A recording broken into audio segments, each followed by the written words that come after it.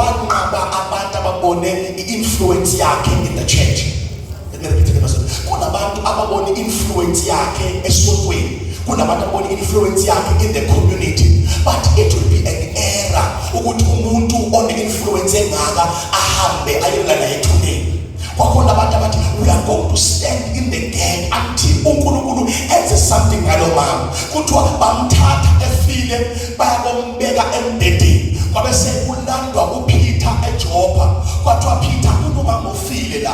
Mayifika uPeter wabuza ukuthi uPeter yini emangalisayo ngalo mama. Kuthiwa bathi Peter noma ngabe ungayazi imisebenzi yakhe, but these are the results. But nayo imiphumela eyenza ukuthi siqhamuke ukuthi afe bazalwane. We must pray bazalwane as a church ukuthi uNkulunkulu number 1 makanqabe ukuthi usuku umuntu one-influence esontweni bese aphumele ngaphandle simbone esedala izwi. Number 1, it is our role as a church that we must protect for every influential member yasedayini. La idayini bazandaqaba mina ukuthi kube khona umzalwane one-influence esontweni ukuthi aphume la ayekokhonza oNkulunkulu bangaphandle. Because as a dying member, it is my role that mangifike ekhaya I pray for each and every member of the church because laba abasesontweni we are praying for them ukuthi to you to serve the Lord. Uma kukubi emehlweni enu ukumkhonza uJehova. Choose for yourself this day. Khethani namuhla Who shall you serve? ukuthi ngubani eniyakumkhonza. Whether the gods which your father served were on the other side of the river, Noma onkulunkulu ababakhonzayo oyihlo ngaphesheya komfula. or the gods of the Amorites, Noma onkulunkulu bama-Amori in whose land you dwell. enihlala ezweni lawo. I want us to note the statement. But as for me, Kepha mina my house, nendlu yami we shall serve the Lord. siyakumkhonza uJehova. As for me, Kepha mina my house, nendlu yami we shall serve the Lord. siyakumkhonza uJehova. Today I want to just share with you a few things.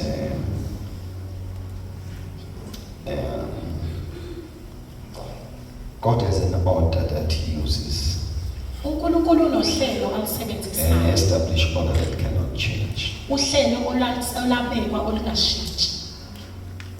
First one is that we must understand and accept that order, Okokuqala nje ukuthi kumele siqonde bese siyalamukela because lokho. upon it we are guaranteed to prosper in life. Ngoba phezulu kwalo sinesiqiniseko sokuphumelela empilweni. The order is this: Lolu hlelo yilolu. God, uNkulunkulu, family, umndeni, ministry. inkonzo. That's the order of God. When I say minister, I do not mean just church one. Uma ngithi inkonzo ngisho isonto It kuphela. might be business, Kungayibhizinisi, it might be your profession, kungaba imfundo your yakho, career. kungaba umsebenzi wakho. The order of God is that uthathu number 1 here, Uhlelo kaNkulunkulu ukuthi yena uthatha isihlalo sokuqala bese kulandela umndeni, and then your family follows bese kulandela whatever that and you want thereafter to do. any ministry that you have. It is clear in Genesis 1 that before everything you see a statement says, in the beginning God. Kucacile encwadini kaGenesis chapter 1 ukuthi kukona konke okukhulunywayo kubonayo ukuthi wekuqaleni uNkulunkulu Created the heavens and the earth. wadala izulu nomhlaba. So Genesis 1:1 points us to his existence. Ngakho ke incwadi kaGenesis 1 isikhomba ekuveleni kwakho kwaNkulunkulu nokusebukhoneni bakhe Without assistance, ngaphandle kokusizwa umuntu. self-existing God. Wazivelela ngokwakhe. God without another God. uNkulunkulu ongena nkulunkulu. God all by himself. uNkulunkulu uqobo lwakhe. Because what we call Because when nothing was, he was. khona la yena. He was there by himself. This is where it starts. Ila ke iqala khona. uNkulunkulu ungambone umkhulu. If you don't see God as great, Usofuna sishumayeze siqolise mntana sekhaya. then we need to preach to even You higher. must believe in the existence of God. Kumele ukholwe ubukhona bukaNkulunkulu. Hebrews 11:6 says, Incwadi yamaHebheru 11:6 ithi, for it is impossible to please God without faith. ngokuba akukho kumthokozisa uNkulunkulu ngaphandle And it says, kokukholwa. he who comes to him Bese ithi-ke yena oza kuye must believe kumele akholwe that he exists. ukuthi ukhona. Indaba yethu iqala kusimakade. Our issue starts with God. Because Amen. if you note If umobheka kahle the statement of Hebrews 11:6, inkulumo yaHebrews chapter 11 it verse 6 points to the existence of God, ikhomba ebukhoneni bukaNkulunkulu and it does not point to power. alikhombi emandleni. You must believe that he is. Kumele ukholwe ukuthi uwuye. You must believe that God exists. Ukholwe ukuthi uNkulunkulu ukhona. You must believe that there is God. Ukholwe ukuthi ukhona uNkulunkulu. uNkulunkulu afuna ubone lutho ungambonanga yena. God does not want you to see any other thing before you see him. The right person bam. Amen. uNkulunkulu afuna ubone lutho ungambonanga yena. God does not want you to see anything before you see him. Ufuna kube isizathu sakho konke okubonayo. He wants to be the reason of everything that you see. Because it says in the beginning God. Ngoba ithe uqaleni uNkulunkulu. Wathi ukumbona bese kuthiwa wadala. Then when he was, then he created. uNkulunkulu uyena unumber 1. God is number one. Lo tu alpha. He's the Alpha. Nikhona bazali bami. Amen. Wonke umuntu nje ufuna ayazi le ibe clear kuyena ukuthi uNkulunkulu akafuni ukusuka la. Everyone must know that God does not want to leave his highest Put position. so much that in the Testament where God's presence was believed to dwell in the ark. Kunesikhathi kwiTestament elidala la kukhona abakhe babukhona ukuthi kuhlale emphongolweni wesivumelwano. The record says that uma bebona umphongolo babazi ukuthi inkosi nathi. Imbalo ithi-ke when they saw the Ark of the Covenant, they knew the Lord was with us. Story niyasazi umphongolo ngala ubekwa noDagon. You know the story where the Ark of the Covenant was placed with Dagon. Niyasazi ishame umphongolo wayenza kuDagon. You know the shame that the Ark of the Covenant did to this God Then Dagon. after that they sent the ark back home. Emva kwalokho-ke bawugodukisa umphongolo. Ithi mbhalo kwake kwathi izimbongolo zidonsa inkomo zidonsa umphongolo wanyakaziseka kangazathi ithuzo. The scriptures tell us that as the cows were pulling the Ark of the Covenant, it was moved as though it was going to fall. Kwasuka indoda ovalweni ukuthi awusiyoba yini maphahlazela umphongolo. And man, out of fear, said, what would it be if the ark would fall? Then he tried to assist the ark. Ithi incwadi engcwele yathi ubamba yafa sethatha. The scripture tells us that when the man tried to assist God, he died. uNkulunkulu afuna ukusizwa. God does not want any Amazi assistance. noma ngikhuluma nani. I'm saying it is in God. He wants to be all by himself. uNkulunkulu ukuthi ufuna ukuzenzela yena. Ukuba abe mkhulu yedwa. Be the only great one. Avele yedwa aziwe yedwa. Be the only one who shows up and magnified. And we have a role as believers to do that. Sinomsebenzi-ke njengamakholo ukwenza lokho. To elevate his art.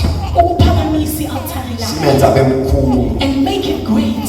Ukuthi makwenzeka izinto sibone yena. That when everything happens, we see God. Mafunda ukuthi abange nomprofeti.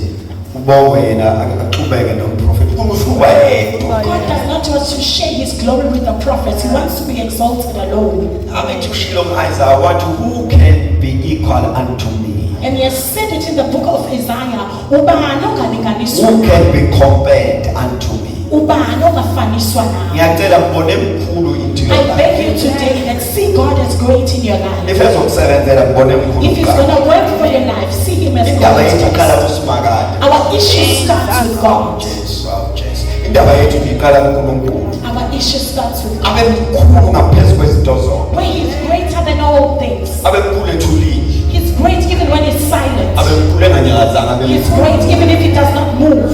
Engawuphendula umthandazo When he abe doesn't mkhulu. answer your prayer, he's great. Ungamazi ukuthi uzokwenzani kodwa When you abe don't mkhulu. even know what he's going to do, but he remains great.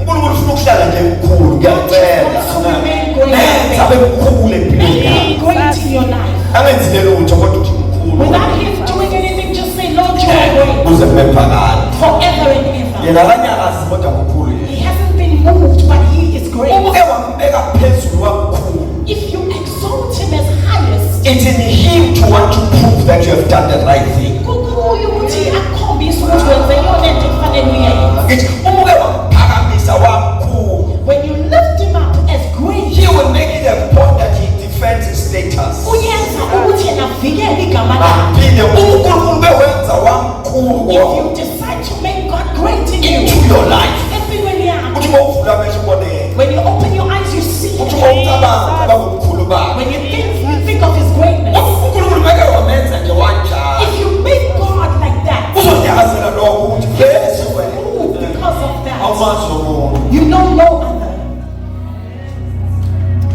The order bazalwane bami yimi kanjani. It is God first. Uhlelo is like that. uNkulunkulu kuqala. Amen.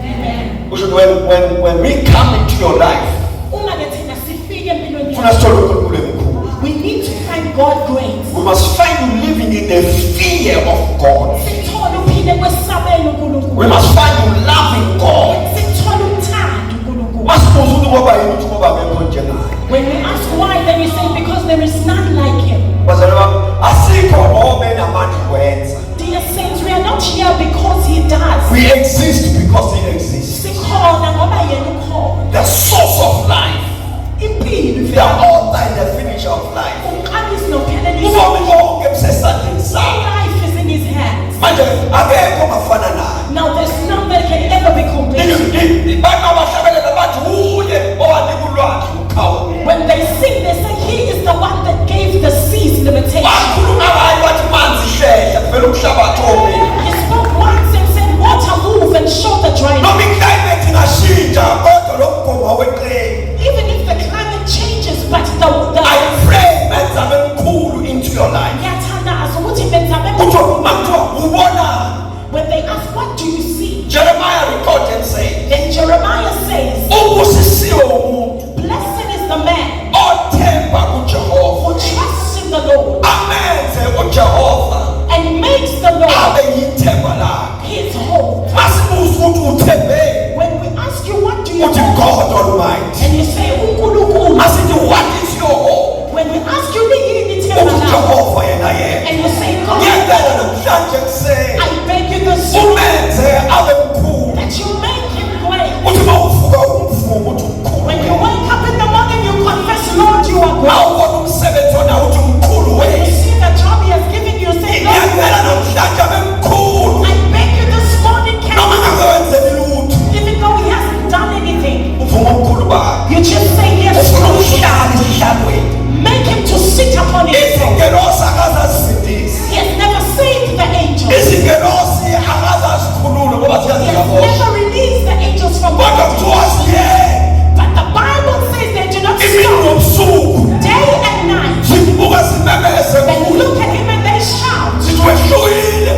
you are uncomparable. Akenzile lutho. He hasn't done anything. Uhlezi He's esihlalweni. just seated on his throne. Bese And siyamvuka. the angels just Sithi continue akekho njengawe. to say, Lord, there is none like Sithi you. udumo namandla nomkhosi. Glory and honor and power. Ufanele wena. It all belongs to you. Kodwa akazazenzele lutho. He hasn't done anything. Uhlezi nazo sihlezi. Just seated and there. Sithi ukumbheka When nje. they look at him, Menze abe mkhulu. make him great. Menze abe mkhulu. Make him great. Menze abe mkhulu. Make him great. Ngizokutshela into ezokusebenzela I'll namhlanje. tell you something that will Ukwenza work bemkhulu. is to make him great. Awulakha ngazi le ngoma uzoyazi. uJehova ukhona. uJehova ukhona. Ngiyacela umenze abe mkhulu. Make him great. Uyibona inhlungu yakho uthi kodwa idlula uthini. Even if you see your pain, but you say you are smaller, he is greater. Ubuke izinyembezi zakho uthi kodwa zimdlula uthini. You look at your tears and you say they cannot be greater than God. Ukuthandaza engakaphendulwa. You look at the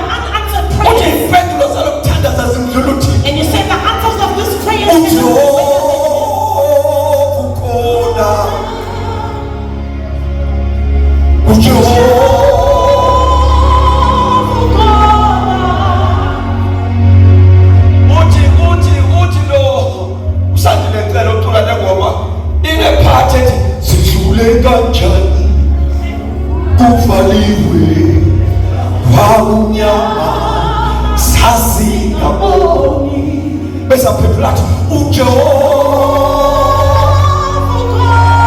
Ashaba Kosa Ujo